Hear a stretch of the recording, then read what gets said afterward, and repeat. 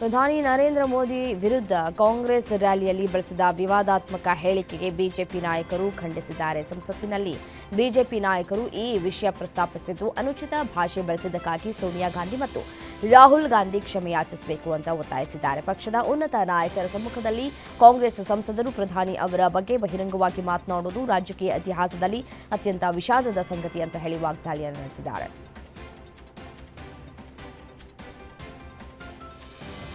Vote ಚೋರಿ ಹೆಸರಿನಲ್ಲಿ ಪ್ರಧಾನಿ ನರೇಂದ್ರ ಮೋದಿ ಅವರ ಸರ್ಕಾರ ಹಾಗೂ ಸಾಂವಿಧಾನಿಕ ಸಂಸ್ಥೆಗಳ ವಿರುದ್ಧ ಸುಳ್ಳಿನ ಸಂಕಥನ ಸೃಷ್ಟಿಸ್ತಾ ಇರುವ ಪ್ರತಿಪಕ್ಷಗಳು ಭವಿಷ್ಯದಲ್ಲಿ ಘೋರ ಪರಿಣಾಮವನ್ನು ಅನುಭವಿಸುತ್ತವೆ ಅಂತ ಮಾಜಿ ಪ್ರಧಾನಿ ಎಚ್.ಡಿ. ದೇವೇಗೌಡರು ಗಂಭೀರವಾಗಿ ಎಚ್ಚರಿಕೆಯನ್ನು ಕೊಟ್ಟಿದ್ದಾರೆ. ಓಟು ಚೋರಿ ಕುರಿತು ರಾಜ್ಯಸಭೆಯಲ್ಲಿ ಮಾತನಾಡಿದ ಮಾಜಿ ಪ್ರಧಾನಿ ಎಚ್.ಡಿ. ದೇವೇಗೌಡರು ಕೈ ನಾಯಕರ ವಿರುದ್ಧ ಕಿಡಿಕಾರಿದ್ದಾರೆ.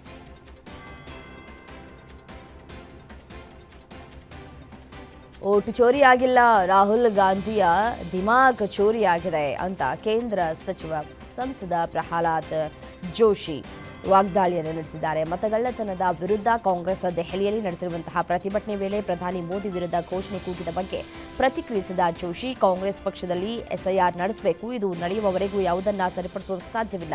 ಮತಗಳ್ಳತನ ನಡೆದಿಲ್ಲ, ರಾಹುಲ್ ಗಾಂಧಿ ಮತ್ತು ಅವರ ಬೆಂಬಲಿಗರ ಮೆದುಳು ಕಳ್ಳತನವಾಗಿದೆ ಅಂತ ಸಂಸದ ಪ್ರಹ್ಲಾದ್ ಜೋಶಿ ವ್ಯಂಗ್ಯವಾಡಿದ್ದಾರೆ. ದೇಶದಾದ್ಯಂತ ಬಿಜೆಪಿ ಚುನಾವಣಾ ದಿಗ್ವಿಜಯ ಗಳಿಸಿ ಎಲೆಕ್ಟ್ರಾನಿಕ್ಸ್ ಮತಯಂತ್ರದಲ್ಲಿ ನಡೀತಾ ಇರುವಂತಹ ಗೋಲ್ಮಾಲ್ ಕಾರಣ ಎಂಬುದು ಪ್ರತಿಪಕ್ಷಗಳ ಆರೋಪ. ಆದರೆ ಮಹಾರಾಷ್ಟ್ರದಲ್ಲಿ ವಿಪಕ್ಷ ಮೈತ್ರಿಕೂಟದ ಭಾಗವಾಗಿರುವ ಎನ್ಸಿಪಿಯ ಸಂಸದೆ ಸುಪ್ರಿಯಾ ಸುಳೆ ಎವಿಎಂ ವಿರುದ್ಧ ಸುಳ್ಳು ಆರೋಪ ಮಾಡುವುದಿಲ್ಲ ಅಂತ ಹೇಳುವ ಮೂಲಕ ವಿಪಕ್ಷಗಳಿಗೆ ಆಘಾತವನ್ನು ನೀಡಿದ್ದಾರೆ. ನಾನು 4 ಬಾರಿ ಸಂಸದೆಯಾಗಿ ಆಯ್ಕೆಯಾಗಿರೋದು ಇದೇ ಎವಿಎಂ ವ್ಯವಸ್ಥೆ ಮೂಲಕ ಅಂತ ಸುಪ್ರಿಯಾ ಸುಳೆ ಹೇಳಿದ್ದಾರೆ.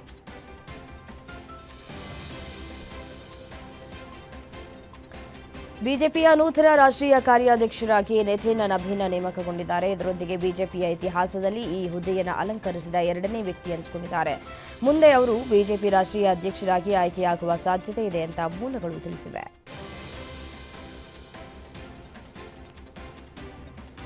ಇತ್ತೀಚಿನ ದಿನಗಳಲ್ಲಿ ಸದಾ ಒಂದಲ್ಲ ಒಂದು ಎಡವಟ್ಟುಗಳ ಮೂಲಕವೇ ಸುದ್ದಿಯಲ್ಲಿರುವಂತಹ ಬಿಹಾರ ಸಿಎಂ ನಿತೀಶ್ ಕುಮಾರ್ ಈಗ ಮತ್ತೆ ಸುದ್ದಿಯಲ್ಲಿದ್ದಾರೆ. ಪಾಟ್ನಾದಲ್ಲಿ ನಡೆದ ನೇಮಕಾತಿ ಪತ್ರ ವಿತರಣೆ ಸಮಾರಂಭದಲ್ಲಿ ಮುಸ್ಲಿಂ ಮಹಿಳಾ ವೈದ್ಯೆಯೊಬ್ಬರ ಹಿಜಾಬ್ ಅನ್ನ ನಿತೀಶ್ ಕುಮಾರ್ ಎಳೆದಿದ್ದಾರೆ. ಕಾಂಗ್ರೆಸ್ ಪಕ್ಷ ಈ ಕೃತ್ಯವನ್ನು ಖಂಡಿಸಿದೆ. ಇದನ್ನ ನಾಚಿಕೆ ಇಲ್ಲದ ಮತ್ತು ನೀಚ ಕೃತ್ಯ ಅಂತ ಕಾಂಗ್ರೆಸ್ ಹೇಳಿದ್ದು ನಿತೀಶ್ ಕುಮಾರ್ ಅವರ ರಾಜೀನಾಮೆಗೆ ಒತ್ತಾಯಿಸಿದೆ.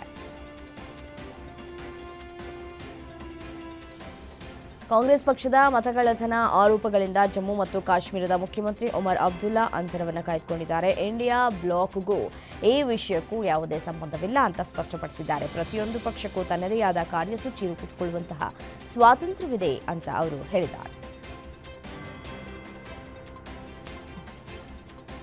ಕಾಂಗ್ರೆಸ್ ಸಂಸದೆ ಪ್ರಿಯಾಂಕಾ ಗಾಂಧಿ ವಾದ್ರಾ ಅವರು ಇತ್ತೀಚೆಗೆ ಜನ್ ಸೂರಜ್ ಪಕ್ಷದ ಪ್ರಶಾಂತ್ ಕಿಶೋರ್ ಅವರನ್ನು ಭೇಟಿಯಾಗಿ ಮಾತನಾಡಿರುವುದು ರಾಷ್ಟ್ರ ರಾಜಕಾರಣದಲ್ಲಿ ಸಂಚಲನ ಮೂಡಿಸಿದೆ. ನವದೆಹಲಿಯಲ್ಲಿರುವ ಸೋನಿಯಾ ಗಾಂಧಿ ಅವರ 10 ಜನಪಥ ನಿವಾಸದಲ್ಲಿ ಕಳೆದ ವಾರ ಈ ಭೇಟಿ ನಡೆದಿದೆ ಅಂತ ಮೂಲಗಳು ತಿಳಿಸಿವೆ.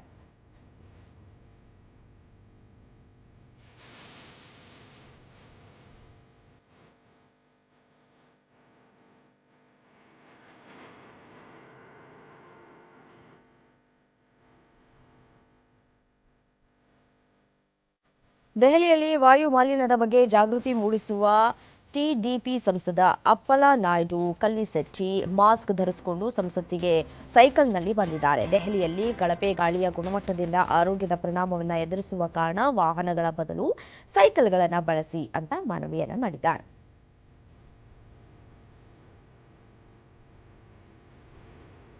ಮುಂದಿನ ವರ್ಷ ನಡೆಯಲಿರುವ ನಿರ್ಣಾಯಕ ವಿಧಾನಸಭಾ ಚುನಾವಣೆಗೂ ಮುನ್ನ ಬಿಜೆಪಿ ಉಸ್ತುವಾರಿಗಳ ನೇಮಕಾತಿಗಳ ಪಟ್ಟಿಯನ್ನು ಪ್ರಕಟಿಸಿದೆ. ಕೇಂದ್ರ ಸಚಿವರಾದ ಪಿಯೂಷ್ ಗೋಯಲ್ ಮತ್ತು ಬೈಜಯಂತ್ ಪಾಂಡ್ಯ ಅವರನ್ನು ಕ್ರಮವಾಗಿ ತಮಿಳುನಾಡು ಮತ್ತು ಅಸ್ಸಾಂನ ಚುನಾವಣಾ ಉಸ್ತುವಾರಿಗಳನ್ನಾಗಿ ನೇಮಿಸಿದೆ.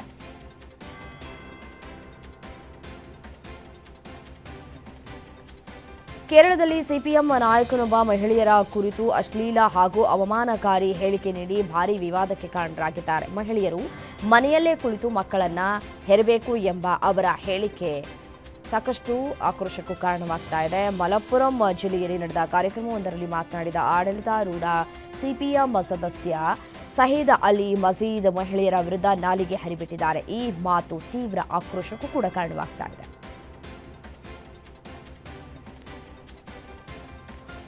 ಜಮ್ಮು ಕಾಶ್ಮೀರದ ಪಹಲ್ಗಾಮ್ನಲ್ಲಿ ಪಾಕ್ ಉಗ್ರರೇ ಅಟ್ಟಹಾಸ ಮೆರೆದಿದ್ದು ಅಂತ 8 ತಿಂಗಳ ಬಳಿಕ ಎನ್ಐಎ ಚಾರ್ಜ್ ಶೀಟ್ ಸಲ್ಲಿಸಿದೆ. ಪಾಕಿಸ್ತಾನದ ಎಲ್ಇಟಿ ಟಿಆರ್ಎಫ್ ಸಂಘಟನೆಯ ಸದಸ್ಯರು ಸೇರಿ 7 ಆರೋಪಿಗಳ ವಿರುದ್ಧ ಜಮ್ಮು ಕಾಶ್ಮೀರದ ಎನ್ಐಎ ವಿಶೇಷ ಕೋರ್ಟ್ಗೆ 1597 ಪುಟಗಳ ಅಂದರೆ 1597 ಪುಟಗಳ ಚಾರ್ಜ್ ಶೀಟ್ ಅನ್ನು ಸಲ್ಲಿಕೆ ಮಾಡಲಾಗಿದೆ.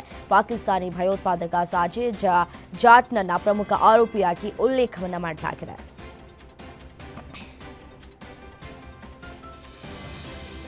ರಾಷ್ಟ್ರ ರಾಜಧಾನಿ ದೆಹಲಿಯಲ್ಲಿ ದಟ್ಟವಾದ ಹೊಗೆ ಆವರಿಸಿದ್ದು ನಿವಾಸಿಗಳು ಶುದ್ಧ ಗಾಳಿಗಾಗಿ ಹಪಹಪಿಸ್ತಾ ಇದ್ದಾರೆ. ಗೋಚರತೆ ಶೂನ್ಯಕ್ಕೆ ಇಳಿದಿದ್ದು ವಾಯು ಗುಣಮಟ್ಟ ಸೂಚ್ಯಂಕ 500ಕ್ಕೆ ಹತ್ತಿರದಲ್ಲಿದೆ. ಮುಂದಿನ 3 ಗಂಟೆಗಳ ಕಾಲ ದೆಹಲಿಯಲ್ಲಿ ದಟ್ಟವಾದ ಮಂಜು ಇರಲಿದೆ ಅಂತ ಎಚ್ಚರಿಕೆಯನ್ನು ನೀಡಲಾಗಿದೆ.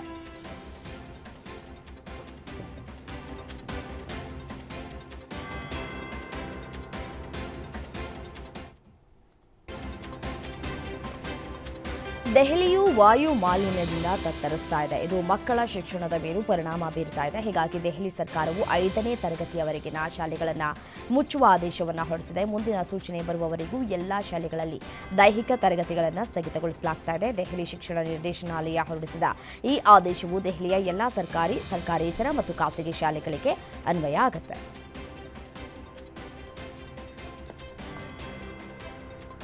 ರಾಷ್ಟ್ರ ರಾಜಧಾನಿ ದೆಹಲಿಯಲ್ಲಿ ಹವಾಮಾನ ವೈಪರೀತ್ಯದಿಂದಾಗಿ ಸುಮಾರು 100 ವಿಮಾನಗಳನ್ನು ಸ್ಥಗಿತಗೊಳಿಸಲಾಗಿದ್ದು 400ಕ್ಕೂ ಹೆಚ್ಚು ವಿಮಾನಗಳ ಹಾರಾಟ ವಿಳಂಬಗೊಂಡಿದೆ. ವಾಯು ಗುಣಮಟ್ಟ ಕೂಡ ಈ 500 ಅಂದರೆ AQI ತಲುಪಿದೆ ಈಗಾಗಲೇ. ಹಾಗಾಗಿ ದಟ್ಟ ಹೊಗೆ ಹಾಗೂ ಮಂಜಿನಿಂದ ವಿಮಾನಗಳ ಹಾರಾಟದಲ್ಲಿ ಅಡಚಣೆ ಉಂಟಾಗಿದ್ದು ದೆಹಲಿ ಏರ್ಪೋರ್ಟ್ ಹಾಗೂ ಇಂಡಿಗೋ ಸಂಸ್ಥೆ ಹಾಗೂ ಏರ್ ಇಂಡಿಯಾ ತಮ್ಮ ಪ್ರಯಾಣಿಕರಿಗೆ ಎಕ್ಸ್ನಲ್ಲಿ ಒಂದಷ್ಟು ಸಲಹೆ ಸೂಚನೆಗಳನ್ನು ಕೂಡ ಕೊಟ್ಟಿದೆ. ಕಾರಣ ನೋಡಿ ಡಿಲೇ ಆಗಬಹುದು ಅನ್ನುವಂತಹ ವಿಚಾರವನ್ನು ಕೂಡ ಅವರು ಇಲ್ಲಿ ಹೇಳ್ತಾ ಇದ್ದಾರೆ.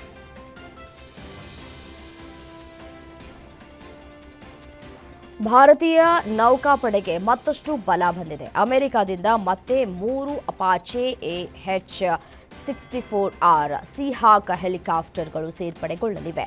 ನಾಳೆ ಗೋವಾದ INS ಹನ್ಸ್ನಲ್ಲಿ ಸೇನೆಗೆ ನಿಯೋಜನೆಗೊಳಿಸಲಾಗುತ್ತೆ. ಈ ಹೆಲಿಕಾಪ್ಟರ್ಗಳು ಸುಧಾರಿತ ಆಯುಧಗಳು, ಸೆನ್ಸಾರ್ಗಳು ಹಾಗೂ ಸಂಯೋಜಿತ ಎಲೆಕ್ಟ್ರಾನಿಕ್ಸ್ ಸೌಲಭ್ಯಗಳನ್ನು ಒಳಗೊಂಡಿದೆ. ಮೂಲಗಳ ಪ್ರಕಾರ ಭಾರತ ಪಾಕ್ ಗಡಿಯಲ್ಲಿ ಗಸ್ತಿಗೆ ನಿಯೋಜಿಸುವ ಸಾಧ್ಯತೆ ಇದೆ ಅಂತ ಹೇಳಿದೆ.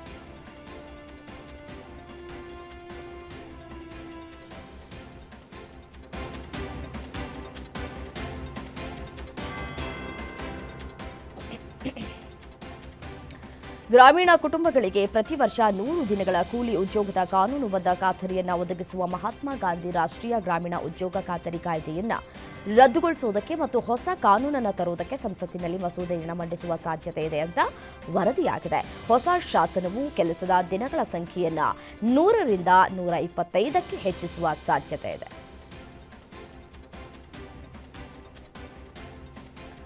ಇತ್ತೀಚೆಗಷ್ಟೇ ನೋಡಿ, ಉದ್ಯಮಿಯೊಬ್ಬರು ಆಭರಣ ಮಳಿಗೆಯಲ್ಲಿ ವ್ಯವಹಾರ ಮಾಡ್ತಾ ಇದ್ದಾಗ ಇದಕ್ಕಿದ್ದಂತೆ ಕುಸಿದು ಬಿದ್ದ ಘಟನೆ ರಾಜಸ್ಥಾನದ ಜೈಪುರದಲ್ಲಿ ನಡೆದಿದೆ. ವ್ಯಕ್ತಿ ನೋಡ್ತಾ ಇದ್ದಂತೆ ಕುಸಿದು ಬಿದ್ದಿದ್ದು ಆಭರಣ ಮಳಿಗೆಯವರ ಸಮಯ ಪ್ರಜ್ಞೆಯಿಂದ ಪ್ರಾಣಾಪಾಯದಿಂದ ತಪ್ಪಿಸಿಕೊಂಡಿದ್ದಾರೆ. ಯಾವುದೇ ರೀತಿಯಾದಂತಹ ತೊಂದರೆಗಳಾಗಿಲ್ಲ. ಕುಸಿದು ಬಿದ್ದ ವ್ಯಕ್ತಿಯನ್ನ ನೆಲದ ಮೇಲೆ ಮಲಗಿಸಿ CPR ಪ್ರೋಸೆಸ್ ಮಾಡುವ ಮೂಲಕ ಆ ವ್ಯಕ್ತಿಯನ್ನ ಬದುಕಿಸಿದ್ದಾರೆ. ಸದ್ಯ ಈ ಕುರಿತಾದ ವಿಡಿಯೋ ಸೋಷಿಯಲ್ ಮೀಡಿಯಾದಲ್ಲಿ ವೈರಲ್ ಆಗಿದೆ.